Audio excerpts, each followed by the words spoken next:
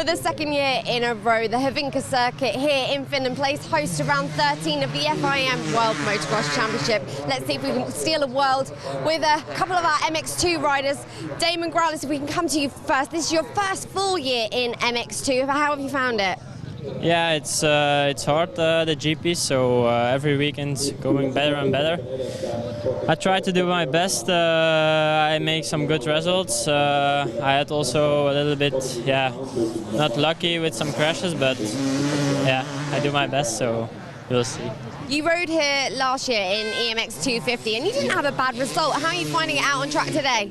Yeah, now it's, I think, a little bit harder. Last year was also difficult. But yeah, it's going to be a hard race, but I'm excited. Best of luck out there. We'll carry on down and we'll see if we can have a word with Honda JTEC's Maxim Disprayek and just see him there, because it looked like there was something going on with him earlier in time practice. Maxim, can I disturb you?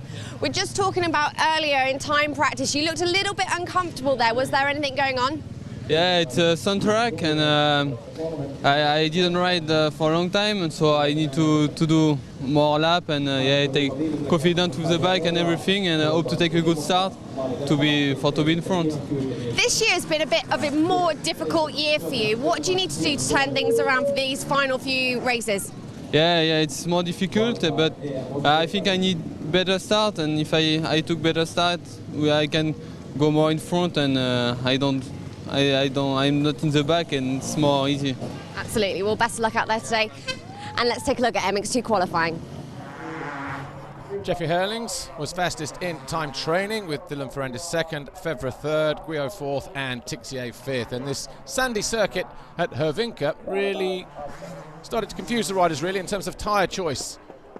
Some riders going for the paddle, some going for just normal knobbles, one or two going for cut variations, so it'd be interesting to see how those different tyres would work around this circuit. Good crowd here on Saturday for qualifying. Max Anstey just getting himself G'd up, getting ready for the start. The gate dropped, and Roman Fevre, who we're on board with here, got a good drag down into turn one. So too did Harry Kulas, as Fevre got squeezed there by his teammate and one or two other guys, as Dupre and a few more jumped out of turn one. On board with Fevre, just ahead of him, we've got Guillaume and Tonkov, number 59. Jeffy Herlings to his left, number 84. Into turn three. No problems there for Fevre, just behind his teammate. On board here, though, with Eddie Hiltermarker. That was Damon Growlis going down, just to his right, out of that left-hand turn. And just ahead of him here, Tim Geiser, Garibaldi Honda, tips it off there, just losing traction at the rear wheel, and it was going to be a long fight through the field for the Slovenian. Meanwhile, at the start of lap one, halfway round the lap, Jordi Tixier was leading, as the two Husqvarnas were around about 6th and 7th place. Jordi Tixier, though, Red Bull KTM, soon came under the watchful eye of his teammate Jeffy Herlings. Dylan Ferrandis was in third, Kulas, the 151, was fourth, Guillaume was fifth, Tonkov, Fevre, the next two guys on shot. Roman Fevre got a little bit too close to the rear wheel in the early stages of his teammate. Was able just to avoid making contact. The two Huskies remained intact. Herlings, though, wasting no time, finding a way past his teammate, Jordi Tixier. As once again on board here with Fevre. This time, a little bit of contact. Tonkov squarely out of the rut. The two Huskies coming together and both crashing out. Tonkov was fifth, Fevre was sixth at that stage.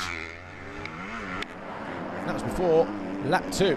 Jeffrey Herlings, though, tried to disappear from his teammate. Ferrandis just keeping the watching brief, and then a big crash for Tixier just over the finish line jump. Saw him crash out a second. He remounted, but right down at the back of the pack in 30th position. Wasn't sure what was hurting most, whether he was winded or whether any other problems, but he picked himself up, limped off, and eventually rejoined the race some 30 seconds later.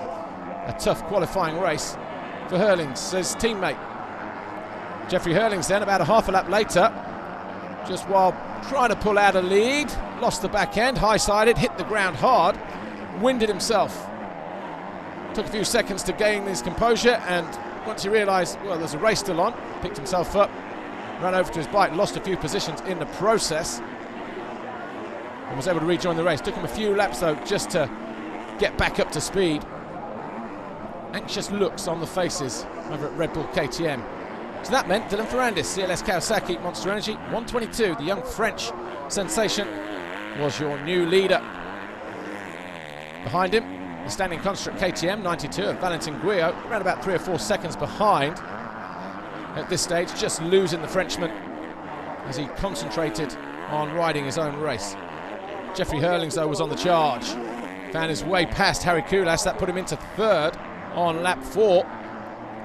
Jordi Tixier, as we said, remounted. Eventually came home in 23rd position, but it was a very tough race for him. Petrov on the 152 started in 8th on the Kimiya Yamaha. And behind him, well, there's a whole load of riders there. Pauls Jonas, Sever Brilyakov, Luke Stike there, 26th. And Alexander Tonkov, who regrouped pretty well after his crash earlier on in the race. Ferrandis just minding his own business as Gouillot came under attack in the second half of the race from Jeffrey Hurlings. Tried for 2 or 3 laps to find a way past the Swiss rider, who was keeping the World Championship leader honest. It's Harry Koulas sitting pretty in 4th place. Lieber trying to do something on that Rockstar Energy Suzuki about Petrov. Petrov was having a good ride, actually, eventually came home in 4th. And Boutron had a good qualifying as well, in 7th. Behind him, Jonas and Tonkov and Brilyakov and Stike, all those guys pretty close together.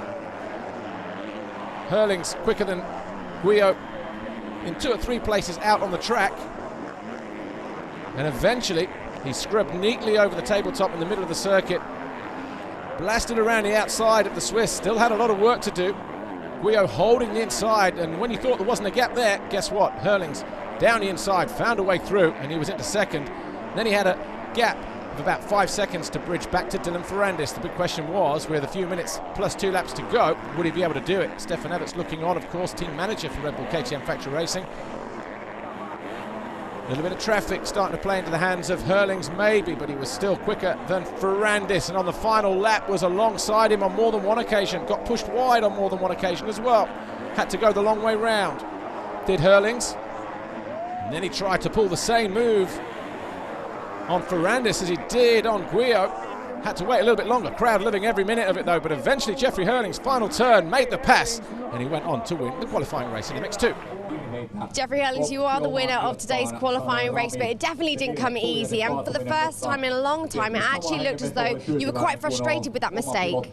Yeah, definitely. You know, I pulled a good start. You know, was in the lead after 2 laps, and then, you know, wanted to start cruising like the other GPs, and then, you know, my back end slide away, and I got a high side. I went over the bars and had a pretty hard hit on the ground, and got some pain now. But hey, it will be just some bruising. We'll be fine, hopefully, for tomorrow, and hope to come out tomorrow with a win. You know, today wasn't the best of days, but hopefully tomorrow will be a better day. We'll see you tomorrow.